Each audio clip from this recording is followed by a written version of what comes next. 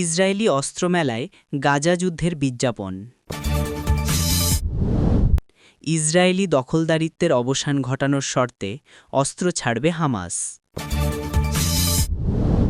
ইরানের সরকারকে উৎখাত করতে দুইবার চেষ্টা ব্যর্থ হয়েছে যুক্তরাষ্ট্রের রাষ্ট্রদূত। আসসালামু আলাইকুম, স্বাগতম জানাচ্ছি নতুন সংবাদে। আমি মোহাম্মদ কিবরিয়া। এতক্ষণ শুনছিলেন সংবাদ শিরোনাম, এবার বিস্তারিত হয়। পরবর্তী সংবাদের দিকে নজর দিই, যা মধ্যপ্রাচ্যের চলমান সংঘাত এবং রাজনৈতিক সমীকরণে একটি বড় পরিবর্তনের ইঙ্গিত দিচ্ছে। যেখানে হামাস প্রথমবারের মতো একটি সুনির্দিষ্ট এবং বড় ধরনের শর্তের কথা সামনে এনেছে, যা মেনে নিলে তারা অস্ত্র সমর্পণ করতে প্রস্তুত বলে জানিয়েছে। সাম্প্রতিক একটি সাক্ষাৎকারে হামাসের একজন শীর্ষ রাজনৈতিক নেতা স্পষ্টভাবে বলেছেন যে যদি ১৯৬৭ সালের সীমানা অনুযায়ী একটি স্বাধীন ফিলিস্তিন রাষ্ট্র গঠন করা হয় এবং ইসরায়েলি দখলদারিত্বের পূর্ণ অবসান ঘটে, তবে হামাস তাদের সামরিক শাখা বিলুপ্ত করে একটি সাধারণ রাজনৈতিক দল হিসেবে কাজ করতে রাজি আছে। এই বক্তব্যটি আন্তর্জাতিক মহলে বেশ গুরুত্বের সাথে দেখা হচ্ছে, কারণ এর আগে হামাসকে ধ্বংস করা বা পুরোপুরি নির্মূল করার যে লক্ষ্য ইসরায়েলি কর্তৃপক্ষ নির্ধারণ করেছিল, তার বিপরীতে হামাসের পক্ষ থেকে এমন একটি রাজনৈতিক সমাধানের প্রস্তাব যুদ্ধের মোড় ঘুরিয়ে দিতে পারে। বিশ্লেষকরা মনে করছেন হামাসের এই প্রস্তাবটি মূলত ফিলিস্তিন মুক্তি সংস্থা বা পিএলওর দীর্ঘদিনের দাবির সাথে সামঞ্জস্যপূর্ণ, যেখানে টু স্টেট সলিউশন বা দ্বিরাষ্ট্র সমাধানের কথা বলা হয়েছে। কিন্তু হামাসের পক্ষ থেকে এত স্পষ্টভাবে অস্ত্রত্যাগের কথা বলা এবং রাজনৈতিক দলে রূপান্তরিত হবার ইচ্ছা প্রকাশ করা একটি বিরল ঘটনা। এখানে প্রেক্ষাপটটি বোঝা খুব জরুরি, কারণ গত কয়েক মাসের টানা সংঘাতে গাজা উপত্যকা প্রায় ধ্বংসস্তূপে পরিণত হয়েছে এবং হাজার হাজার মানুষ নিহত হয়েছে। তাই এই মুহূর্তে এমন একটি প্রস্তাব হয়তো যুদ্ধবিরতি বা দীর্ঘমেয়াদী শান্তির একটি পথ খুলতে পারে। তবে ইসরায়েলি সরকার এবং তাদের মিত্ররা এই প্রস্তাবটিকে কিভাবে গ্রহণ করবে তা নিয়ে যথেষ্ট সংশয় রয়েছে, কারণ তারা হামাসকে একটি সন্ত্রাসী সংগঠন হিসেবে বিবেচনা করে এবং তাদের সাথে কোনো ধরনের রাজনৈতিক আলোচনায় বসতে তারা বরাবরই অস্বীকৃতি জানিয়ে আসছে। তবুও কূটনৈতিক মহলে গুঞ্জন রয়েছে যে তুরস্ক এবং কাতারের মতো মধ্যস্থতাকারী দেশগুলো এই প্রস্তাবটিকে কাজে লাগিয়ে একটি স্থায়ী সমাধানের পথ খুঁজছে। হামাসের এই শর্তের মধ্যে শুধু রাষ্ট্র গঠন নয়, বরং পশ্চিম তীরে বসতি স্থাপন বন্ধ করা এবং ফিলিস্তিনি শরণার্থীদের ফিরে আসার অধিকারের মতো বিষয়গুলোও অন্তর্ভুক্ত থাকতে পারে বলে ধারণা করা হচ্ছে। এই বক্তব্যের মাধ্যমে হামাস বিশ্ববাসীর কাছে এই বার্তা দিতে চাইছে যে তারা কেবল যুদ্ধের জন্যই যুদ্ধ করছে না, বরং তাদের মূল লক্ষ্য হল স্বাধীনতা এবং একটি সার্বভৌম রাষ্ট্র, আর সেই লক্ষ্য অর্জিত হলে তাদের হাতে অস্ত্র রাখার কোনো প্রয়োজন থাকবে না। এটি একটি অত্যন্ত জটিল রাজনৈতিক চাল, কারণ এর ফলে এখন বল ইসরায়েল এবং আমেরিকার কোর্টে চলে গেছে। তারা কি যুদ্ধ চালিয়ে যাবে নাকি একটি রাজনৈতিক সমাধানের দিকে এগোবে, সেটাই এখন দেখার বিষয়। আপনারা যারা ভূরাজনীতি নিয়ে খোঁজ খবর রাখেন, তারা জানেন যে এই অঞ্চলের শান্তি প্রক্রিয়া বারবার হোঁচট খেয়েছে, কিন্তু বর্তমান পরিস্থিতির ভয়াবহতা হয়তো বিশ্ব নেতাদের নতুন করে ভাবতে বাধ্য করবে। এই বিষয়টি নিয়ে আপনাদের কি মতামত? আপনারা কি মনে করেন এই শর্ত মেনে নিলে আসলেই মধ্যপ্রাচ্যে শান্তি ফিরে আসবে? ভিডিওটিতে একটি লাইক দিয়ে আপনাদের চিন্তা শেয়ার করতে পারেন।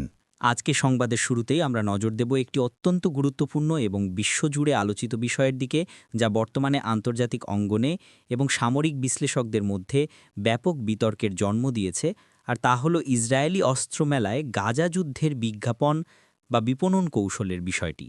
সাম্প্রতিক সময়ে প্রতিরক্ষা শিল্পে ইসরায়েলের অবস্থান এবং তাদের তৈরি করা অত্যাধুনিক যুদ্ধাস্ত্রের প্রদর্শনীতে যেভাবে গাজায় চলমান সংঘাতকে একটি টেস্ট গ্রাউন্ড বা পরীক্ষাগার হিসেবে উপস্থাপন করা হচ্ছে, তা অনেককেই নৈতিকতার প্রশ্নে ভাবিয়ে তুলেছে।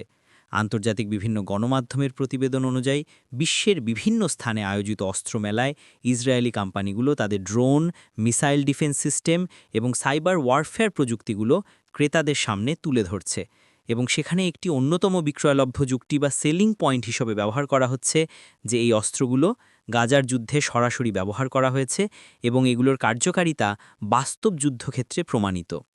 বিষয়টি একটু গভীরভাবে বিশ্লেষণ করলে দেখা যায় সামরিক বাণিজ্যের ক্ষেত্রে ব্যাটল টেস্টেড বা যুদ্ধে পরীক্ষিত তকমাটি যে কোনো অস্ত্রের দাম এবং চাহিদা বহুগুণ বাড়িয়ে দেয়, আর ঠিক এই সুযোগটি কাজে লাগাতে চাইছে সংশ্লিষ্ট নির্মাতা প্রতিষ্ঠানগুলো, যেখানে তারা ক্রেতাদের বোঝাচ্ছে যে ল্যাবরেটরির পরীক্ষায় নয়, বরং সত্যিকারের যুদ্ধের ময়দানে এই প্রযুক্তিগুলো কতটা নির্ভুলভাবে কাজ করেছে।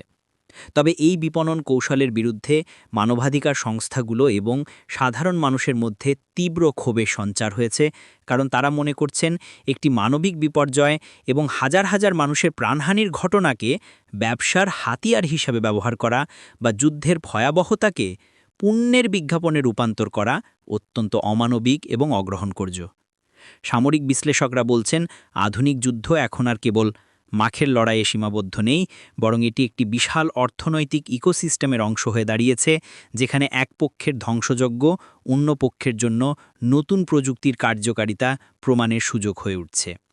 এই অস্ত্রমেলাগুলোতে দেখা গেছে ইসরায়েলি কোম্পানিগুলো তাদের সার্ভেইলেন্স ড্রোন এবং আর্টিফিশিয়াল ইন্টেলিজেন্স বা কৃত্রিম বুদ্ধিমত্তা চালিত টার্গেটিং সিস্টেমগুলোর ওপর বিশেষ জোর দিচ্ছে, যা জনাকীর্ণ এলাকায় টার্গেট শনাক্ত করতে সক্ষম বলে দাবি করা হচ্ছে। একদিকে যখন গাজায় মানবিক পরিস্থিতির চরম অবনতি ঘটছে, ত্রাণ ও আশ্রয়ের অভাবে সাধারণ মানুষ মানবেতর জীবনযাপন করছে, ঠিক তখন অন্যদিকে সেই সংঘাতকে পুঁজি করে অস্ত্রের বাজার চাঙা করার এই প্রচেষ্টা আন্তর্জাতিক কূটনীতিতেও নতুন মেরুকরণের সৃষ্টি করেছে। ইউরোপ এবং আমেরিকার বিভিন্ন দেশ, যারা সাধারণত ইসরায়েলের মিত্র হিসেবে পরিচিত, তাদের মধ্যেও জনমত কিছুটা বিভক্ত হয়ে পড়েছে, কারণ সাধারণ করদাতারা প্রশ্ন তুলছেন যে তাদের অর্থে কেনা অস্ত্র বা তাদের দেশে আয়োজিত মেলায় এমন সংবেদনশীল বিষয়কে কেন এভাবে উপস্থাপন করা হবে। এই পুরো ঘটনাটি আমাদের চোখে আঙুল দিয়ে দেখিয়ে দেয় যে বর্তমান বিশ্বের ভূরাজনীতি এবং অস্ত্র বাণিজ্যের সম্পর্ক কতটা গভীর এবং জটিল, যেখানে মানবিক মূল্যবোধের চেয়ে অনেক সময় বাণিজ্যিক স্বার্থ প্রাধান্য পায়।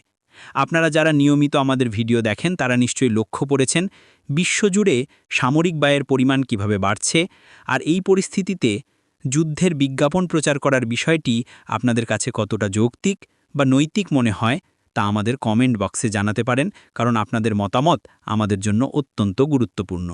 আজকে সংবাদের শুরুতেই আমরা নজর দেব একটি অত্যন্ত গুরুত্বপূর্ণ এবং বিশ্বজুড়ে আলোচিত বিষয়ের দিকে, যা বর্তমানে আন্তর্জাতিক অঙ্গনে এবং সামরিক বিশ্লেষকদের মধ্যে ব্যাপক বিতর্কের জন্ম দিয়েছে, আর তা হল ইসরায়েলি অস্ত্রমেলায় গাজা যুদ্ধের বিজ্ঞাপন বা বিপণন কৌশলের বিষয়টি।